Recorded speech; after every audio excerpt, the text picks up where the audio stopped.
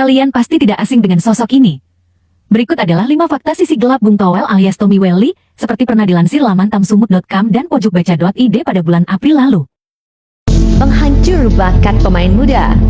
Di saat ia menjadi General Manager Football Development PSSI, Bung Towel dan beberapa petinggi PSSI diduga menjadi penyebab gagalnya kerjasama PSSI dengan Danone Development, program terkait pengembangan bakat muda Indonesia. Saat itu PSSI diduga ingin mengambil keuntungan yang lebih besar dari pihak Danone, sehingga membuat kerjasama batal. Padahal jika terrealisasi, Indonesia akan memiliki bakat pesepak bola yang berlimpah. Namun apa daya, oknum PSSI dan Bung Towel saat itu lebih memilih uang dibandingkan kemajuan sepak bola Indonesia. Dalam pengaturan skor, di periode 2010 hingga 2016, di saat Bung Towel masih menjadi bagian PSSI, ia kerap memprediksi tim mana yang akan juara di Liga Indonesia. Menariknya, prediksi Bung Towel selalu benar. Menurut beberapa pihak, hal itu berkaitan dengan banyaknya kasus suap menyuap yang melibatkan pejabat-pejabat penting PSSI atau Exco, serta presiden klub yang bermain di ESL 2010 hingga 2014 dan Torabika Soccer Championship 2016. Selain itu, Towel juga disebut terlibat dalam pengaturan skor di Liga 2 dan Liga 3 yang potensi terbongkarnya lebih minim dibandingkan Liga 1. Seperti yang terjadi pada tahun 2013, pelatih Persib Purwodadi, yakni Gunawan, menyebut hampir setengah dari klub yang berada di divisi utama atau Liga 2 terlibat praktek pengaturan skor. Dalam satu pertandingan yang melakukan pengaturan skor, klubnya bisa mendapat 400 juta rupiah, sedangkan untuk pemain yang terlibat bisa memperoleh 10 juta rupiah hingga 15 juta rupiah. Sampai sekarang praktek pengaturan skor belum bisa diberangus secara keseluruhan. Buktinya beberapa laga di Liga 1 di pekan-pekan terakhir diduga terlibat dalam pengaturan skor. Tangan kanan mafia bola. Selama ini banyak yang tidak mengetahui bahwa Towel merupakan orang kepercayaan tokoh-tokoh yang menjadi dalang di balik merosotnya sepak bola Indonesia.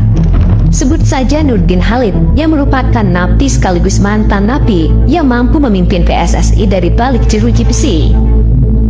Lalu ada Joko Driono yang merupakan mantan PLT Ketum PSSI sekaligus pemegang saham mayoritas Persija Jakarta yang berhasil ditangkap pada 2019 karena terlibat kasus dugaan pengaturan skor sepak bola yang membuat sang juara liga kala itu, Persija Jakarta, disebut sebagai juara settingan pada musim kompetisi 2018.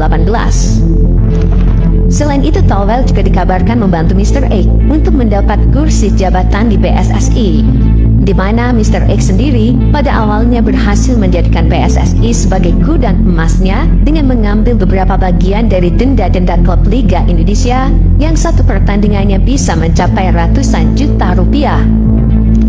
Nah, sejak era Erick Thohir, praktek curang Mr. X itu perlahan mulai bisa diatasi, dan karena itulah Towel yang merupakan anak buahnya kerap mengkritik PSSI secara membabi buta karena kesal sumber cuan mereka menjadi tertutup. Skandal justip pemain timnas. Pernah dengar kasus pemain yang tidak memiliki penampilan apik namun selalu berhasil masuk skuad timnas Indonesia? Mungkin itu adalah salah satu contoh pemain titipan yang berhasil direkomendasikan oleh Mr. X.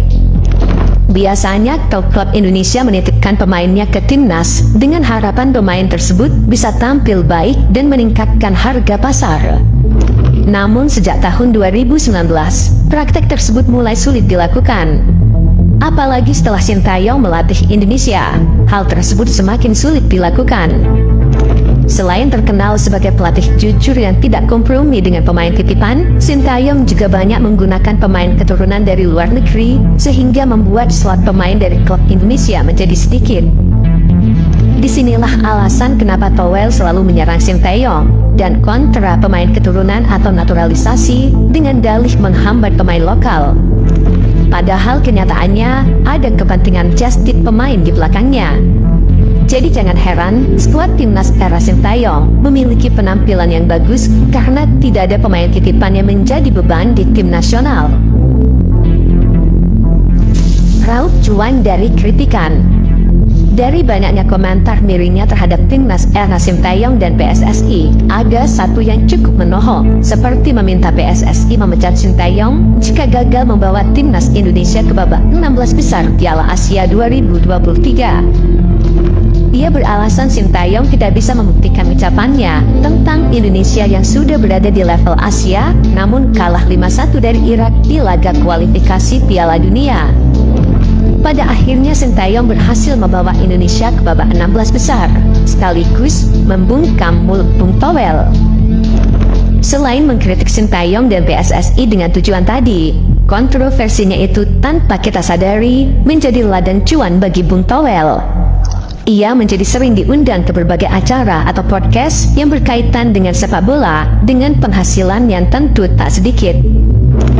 Selain itu, channel YouTube-nya juga kebanjiran viewer dari netizen yang kebanyakan geram dengan pendapat kontranya. Kira-kira bagaimana menurut kalian guys?